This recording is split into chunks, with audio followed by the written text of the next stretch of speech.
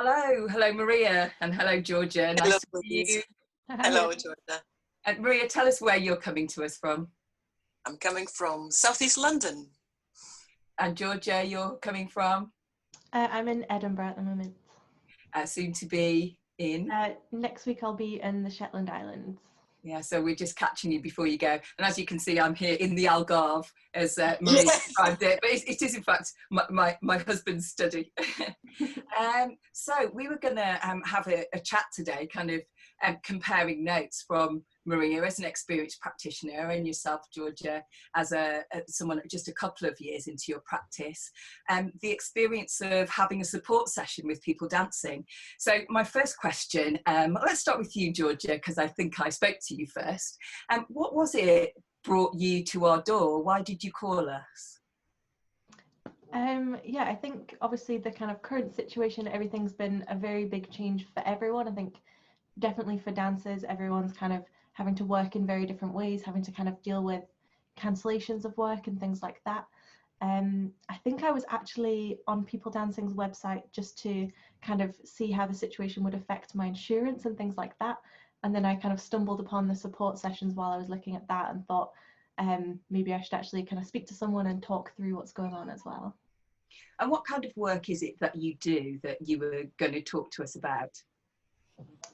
So I guess I was discussing the kind of loss of my performance and my teaching work in the studio, but I also wanted to kind of discuss the online teaching that I was just starting to do at that point and kind of where to go with that sort of business side of things as well. Lovely, thank you. And Maria, what brought you to us? For me, it was lots of similar reasons to Georgia in terms of losing work and not only the possibility of not being able to work basically physically. I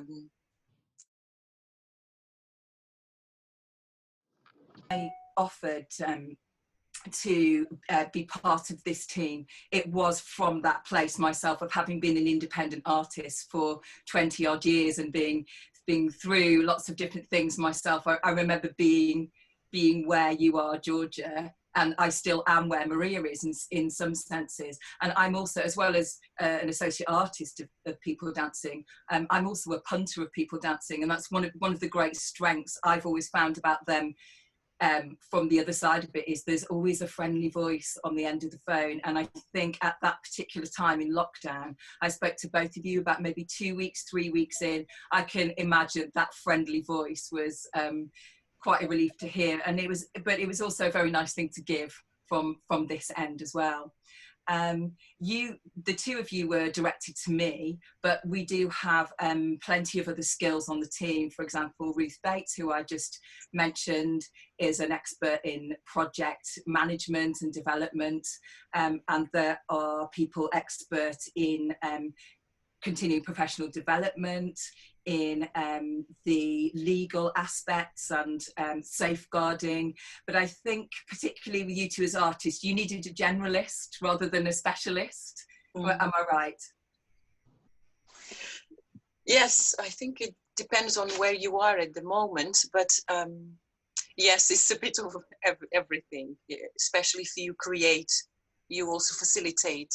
So it comes lots of different aspects of your work that you might want to develop in certain times.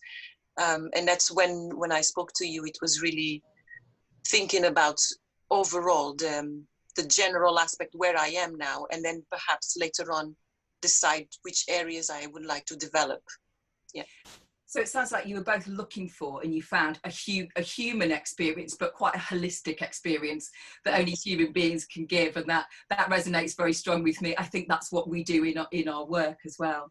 So you've both talked about how you came across your sessions and a little bit of the general experience.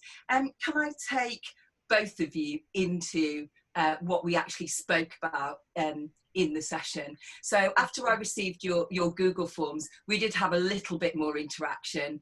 I sort of emailed back to you, we arranged times, because I'm freelance, I'm also quite flexible about that. And I went a little bit more into my saying sort of, I've read this off your form, these are the two things I could think we could talk about in an hour. And fortunately, you both wrote back to me and said, yes, that sounds fine. So there was a little bit more interaction before we began. And Maria, did you do anything more to prepare before we talked, or you just wanted that 1 hour space to just speak freely? I had been thinking a lot about many of the subjects we spoke about, and so it was actually good for me. Actually, it's always very good to have some pointers, some, you know, to discuss, because it can be so broad and each point can take on forever. So it was really great, like you suggested, okay, like we can discuss these 2 points, and then I could narrow down more of what I perhaps could get out of those subjects that we could discuss. So it was really useful. Okay, that's great to know. That was helpful. It definitely helped me shape it. It wasn't as formal as an agenda, but I was sure that I was answering what you wanted me to do. And my preparation had been thinking, do I know any exact signposts? Do I know any particular people? It reined me in a bit as well. Yes. And Jorja, did you do any particular preparation?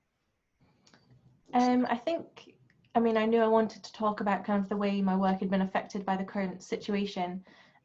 My kind of immediate questions were about how do I access financial help? How do I plan? How do I deal with cancellations?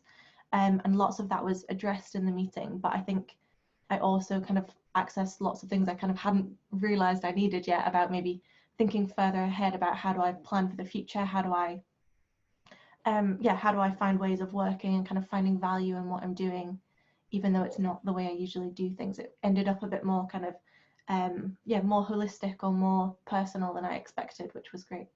Yeah, I guess that was my sense of having been where you are, having a sense of the future. And I think in both sessions, we talked about the here and now, but we also, even though it's a very unsettled time, looked at what ingredients you had, what you had going for you, and how that might make a year plan or even a 2-year plan. I think we all talked about kind of only being able to see about 3 months ahead, but in those 3 months ahead, what could you do immediately, but what could you also lay down for the future? And I remember feeling, particularly, I think, Jorja, we spoke on a Friday, and I was thinking, I do not want her to go into a weekend, feeling that worried about the future. And I hope the session made a difference in that sense. Definitely, I think it kind of dealt with a lot of kind of immediate things of where can I go for help, what can I do with myself right now, how can I teach online, things like that. But I think some things that really stuck with me from your advice was to think about, not even if I can't necessarily plan the future right now, I can still be investing in it. I can still be developing skills, keeping up or developing relationships with people. There's still things I can do to prepare for the future, even if I can't make any concrete plans right now. Yeah, to stay agile and not to worry too much if that changes, and looking at what things that don't change, like relationships.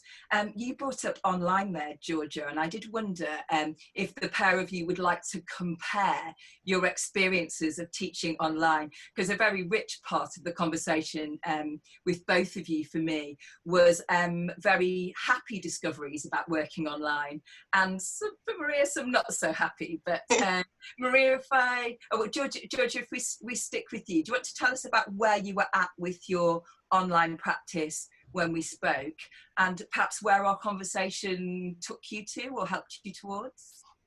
Definitely. I think, as you say, I think we were maybe 2 or 3 weeks into lockdown. I'd kind of set up my online classes very quickly, like just kind of wanted to get something going straight away, try it out, but I still wasn't entirely clear on kind of what my thing was, what I was doing different from anyone else.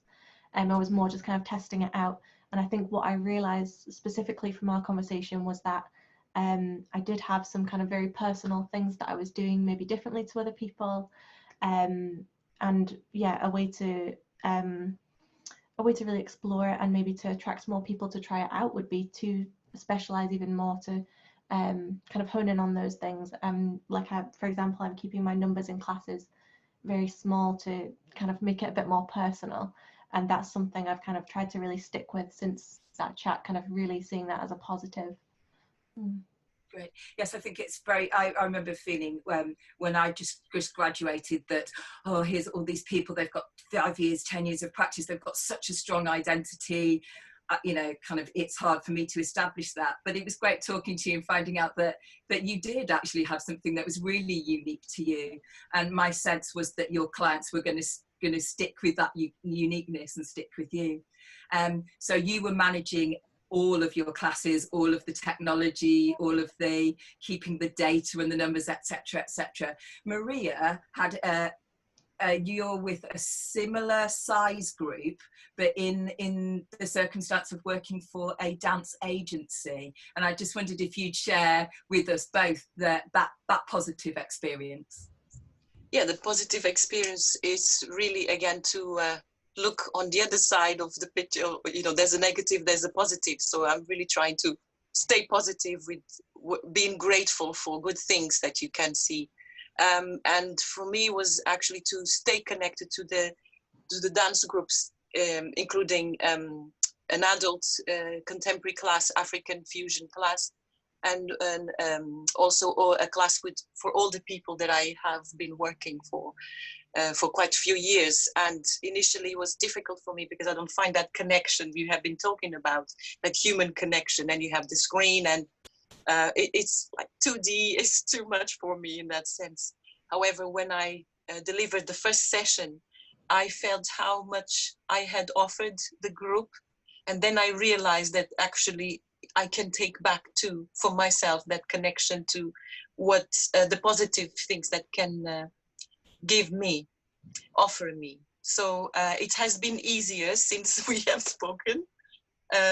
Although yes, it's not my thing, but I can see other potential. For example, we have also been having people that have not done or returned to our building or to our classes for either they have moved away or they have health conditions that prevent them from attending the classes.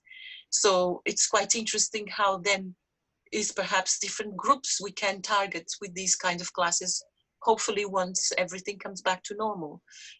Yeah, so I'm seeing much more the positive side of also teaching in this way. Great. So what I'm hearing there is both of you, it enriched for you your confidence in what you already have.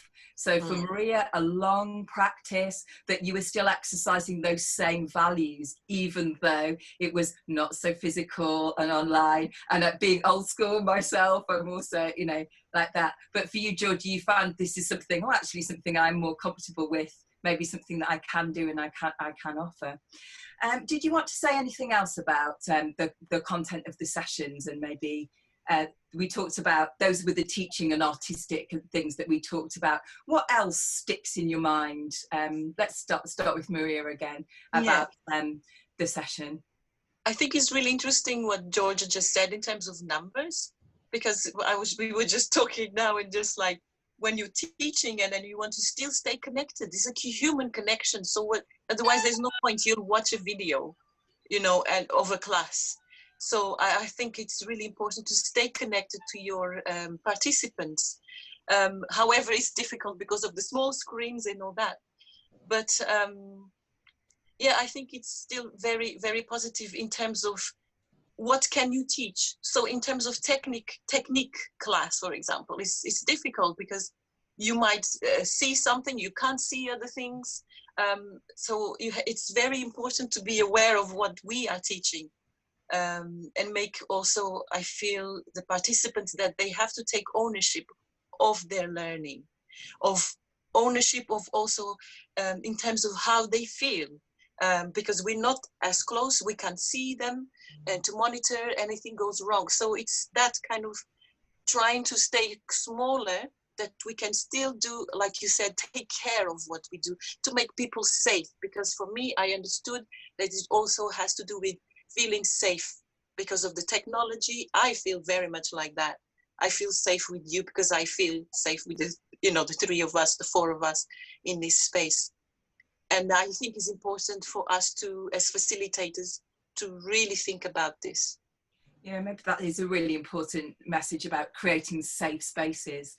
Jorja, I know your work's developed on a little bit since we first spoke. Do you want to fill me in as to where you are now?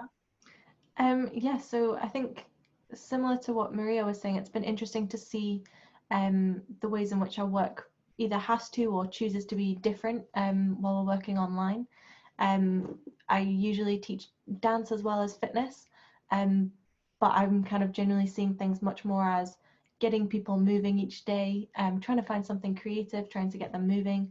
But I'm just doing 30-minute classes that people can kind of drop into, and rather than making it really long, I'm trying to kind of give them ideas of things they can do throughout their day, or ways they can kind of implement that without having to be staring at a screen. Maybe they'll spend half an hour doing some movement with me, and then I'll give them an idea of something they can go and do later on. That's been interesting for me. And yeah, just working with either small groups or also experimenting with some private lessons now, one-to-ones, and seeing whether we can get a little bit of that kind of human connection back from what we've kind of lost from doing it online. That's great. That sounds like you've really given yourself permission to experiment. Was there anything about the sessions that opened that door? It was kind of shall I, shan't I? And did it help just to have someone else saying, yeah, go for it? I think that was definitely a big part for me. I had lots of ideas. It was kind of very early days of trying things out. And yeah, I think you, in a way, our discussion kind of made me realize that maybe I should kind of follow through some of those ideas I had, or just the reassurance that, you know, I'm doing the right thing. We're all kind of experimenting and seeing what happens, and that's okay. Yeah. Yeah, certainly in those early days. I think, I hope that's what maybe talking to a larger organisation like People Dancing might bring. We see lots of different dance artists and lots of different practices that are going on. And quite often, I just really value somebody going, yeah, you're doing the same as everyone else in a positive way, or also, or equally, yes, you're doing something different. That's really valuable. That fits in here. I hope that we would bring context and a cheering squad. I think especially at tricky times, we all just need a cheering squad, someone to say, have a go, you know, have a go, why not? So we should wind up there, but I just wanted to know if either of you, tell me about your futures, both of you. Tell me what's happening. Tell me what's happening next. Jorja, let's start with you. Your grand departure. Yes, I think it's definitely been definitely a point to kind of step back from the kind of routine I was in before, of feeling like, I mean, I was making progress. I felt I was kind of working away at things, but maybe getting a little bit overworked. And it really just gave me a chance to kind of step back, take some time to think about what my practice was and where I want it to go. So yeah, I'll be spending a few months on Shetland, hopefully doing some creative projects there. I also got some news today that I'm going to be doing Dance Space's Deb's scheme, so I'll be benefiting from some more mentoring and things, which I think, yeah, I've definitely kind of accepted that some mentoring is a good way to go, especially with the times at the moment. So yeah. Oh, congratulations. So, and I really heard, and you sent me an email, and it really felt like the artist in you had a chance to reawaken because of the having to step back, go to Shetland. You're going to pursue some creative things that you wouldn't have otherwise. Yeah, definitely. I think it's nice just to have that little step back, some kind of time and space to look at your practice and see where you can find opportunities, rather than feeling like everything has to stop. Yeah. Fantastic. And Maria, we spoke about your future creative work, and I guess my role in that I felt was you were describing that to me, and I began to signpost you towards processes like encapsulating it as one side of A4 and a few signposts of people. It was more artists that I knew that might connect with the work, or places for it. Because I think one of the big things about people dancing that I particularly in my communications and as a coach try not to do is to say, you must do this, you must do that, my advice is this. It's kind of, oh, that sounds like your major question is this, or your focus is that. And it's like trying to lay things out before people like a buffet based on what they've said, and then you decide what it is you want to eat. And very often, and as I'm hearing with you, Jorja, you mix up a new dish altogether. You make your own plate. I hope that was the experience for both of you. Yeah, for me was also, so when we had the chat, it was really great because I could see the people you signpost, or the kind of how I could then write about my ideas and put them forward to different people. And for what I felt like, however, something really changed, very drastically changed since then. And it kind of like, it's taking me out of my way, and it's taking me out of my way emotionally, spiritually, and physically. So it's actually also where we were sharing just ideas about online work. So not the work I was telling you about, teaching online with the groups that I know very well, but other kind of online work, which is creating videos for a particular school. These are very consuming and are taking me away from my path. And this is what I feel like it's my time to have a little moment, a breather, and decide, okay, I'm going to take agency in coming back to this trail that I was thinking that I'm going to follow. But I'm determined, I'm excited, and yes, I want to. Right. It's great to hear you both like taking artistic courage under lockdown. And I think once we talked through some of the practical things about money and where and when and things like that, the artist rises again. And I hope, you know, talking to somebody gives space for that, because I often think that the artistic headspace and the practical headspace, they're two very different ones. And again, what we would hope that a conversation with someone at People Dancing would do, we would be the practical grounded part, and you can just talk and let your ideas flow free. And then I was thinking after the session, I think with both of you, that I made notes, and the things that we talked about, I then sent you the links and the signpost. I sort of did the grounded practical thinking so that you didn't have to, because especially under lockdown, as we all know, Maria is educating 3 at home, I'm educating 2 at home who have the energy of 4, that just having that space to talk as your creative self is really valuable. And it was an absolute pleasure to listen to both of you, and it's lovely catching up these few weeks later and hear that it's the artistic stuff that's come through, and the confidence and the courage. And yeah, just thank you both of you for picking up the phone, or pressing the Zoom button. Thank you so much for this opportunity to talk to you. And Jorja, it was great to meet you. You too, Maria. Yeah, I hope you do. I hope you do. Yeah, stay connected. Yes, we should get in touch, definitely. Definitely.